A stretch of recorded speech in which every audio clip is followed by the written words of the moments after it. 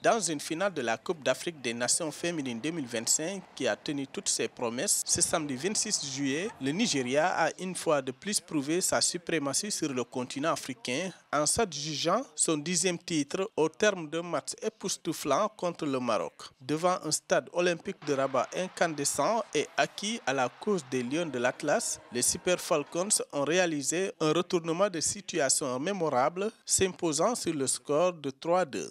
La première mi-temps avait pourtant laissé entrevoir un scénario bien différent. Face à une équipe marocaine remarquablement organisée et portée par le fervent soutien de ses supporters, les Nigérianes se sont retrouvées menées 2-0 à la pause. Au retour des vestiaires, l'équipe nigériane a affiché un tout autre visage, bousculant la défense marocaine et inversant le cours du match de manière spectaculaire. Durant la première mi-temps, nous avons concédé des buts, ce qui est regrettable, bien sûr, car cela fait partie du football. Dès notre retour des vestiaires, vous avez remarqué notre état d'esprit et notre combativité. On était convaincus qu'on allait réussir en seconde période parce que c'était une question de tout ou rien. Et ensuite, nous nous sommes unis en tant qu'équipe et puis on a fait la deuxième mi-temps et on a remporté la victoire. Du côté marocain, la déception est palpable, mais la fierté l'emporte. Jorge Vilda, l'entraîneur espagnol des Lions de l'Atlas, a tenu à exprimer sa gratitude malgré la défaite. Je tiens à exprimer ma gratitude envers mes joueuses qui ont fourni un effort considérable. En première période, elles ont su former une défense robuste face au Nigeria. Durant la seconde période, le niveau a diminué. Physiquement, nous avons eu du mal à toucher le ballon. Elles ont exercé une forte pression sur nous. Notre condition physique ne nous permettait pas de nous approcher du but de l'équipe adverse. Nous aurions dû remporter cette rencontre.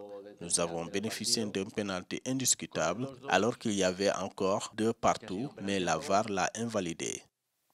Penalti claro a favor, pitado por l'árbitro. Cette finale restera comme un moment fort du football féminin africain, soulignant la passion, le talent et la combativité des équipes. Le Nigeria, avec son 10e titre, continue d'écrire l'histoire, tandis que le Maroc, malgré la défaite, sort grandi de cette compétition mémorable. Nous sommes au stade olympique de Rabat après le sacre du Nigeria contre le Maroc sur le score de 3-2. Nous allons prendre quelques réactions des supporters. On est un peu déçus parce que ça avait bien commencé. On est un peu déçus sur la fin. Elles se sont un peu physiquement, on a senti une baisse de régime physique. Mais les Nigérianes méritent leur victoire justement parce que sur la fin elles ont été meilleures. Mais on est vraiment très fiers de nos Lions, de notre équipe, et on leur souhaite le meilleur pour la suite et pour toutes les autres compétitions. Et voilà, c'est la loi du sport. L'organisation était très bien, franchement on est très fiers de l'organisation. Et ce que je dis, c'est de bon augure pour la suite, pour la Coupe d'Afrique masculine, pour la Coupe du Monde. Belle organisation, beau public, belles équipes. Une très belle soirée, on a été servi du beau football, un beau spectacle, du beau suspense, je vais dire comme ça aussi. Une belle ambiance, même si à la fin elle était morose. L'affiche, elle était électrique et on a vécu ce qu'on attendait.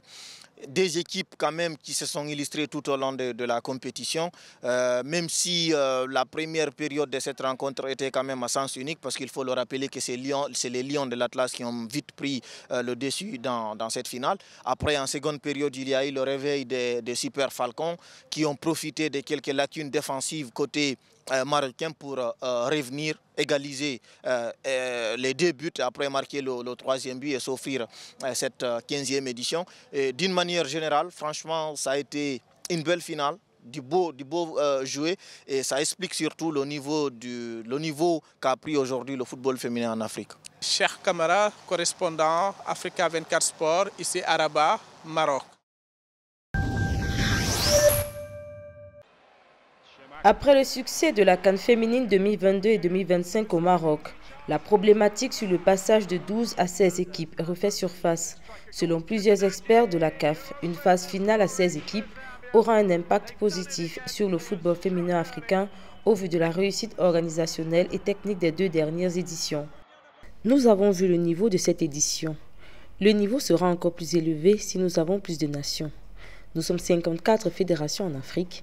Il serait donc sage d'avoir plus de sélections à la CAN féminine. L'évolution à 16 équipes à la CAN féminine implique la revalorisation du football local, l'un des défis majeurs du football africain. Si au cours de la dernière décennie, le Maroc s'est doté d'infrastructures de qualité et a eu de bons résultats, c'est surtout grâce à une vision claire sur le développement du football. Cependant, moins de 10 pays africains ont la capacité d'accueillir une CAN féminine à 16 pour cause manque d'infrastructures, absence du public, financement limité et des talents locaux qui peinent à se faire une place sur la scène internationale. In Morocco, and we had more than 60,000 spectators to come and watch women. Nous étions en 2022 au Maroc pour la CAN féminine et nous avions plus de 60 000 spectateurs venus regarder le football féminin. Beaucoup de bon travail a été fait. Vous pouvez voir que la qualité s'améliore. Nous sommes donc très optimistes et cela souligne aussi l'investissement que nous devons continuer à faire dans le football féminin, dans le football professionnel, le football de club sur le continent, mais aussi encourager davantage d'académies pour les joueuses de football. En attendant que ces points servent de levier pour accompagner la dynamique de développement du football féminin sur le continent, le plaidoyer des nations africaines en faveur de l'augmentation des équipes féminines à la phase finale de la CAN reste en suspens.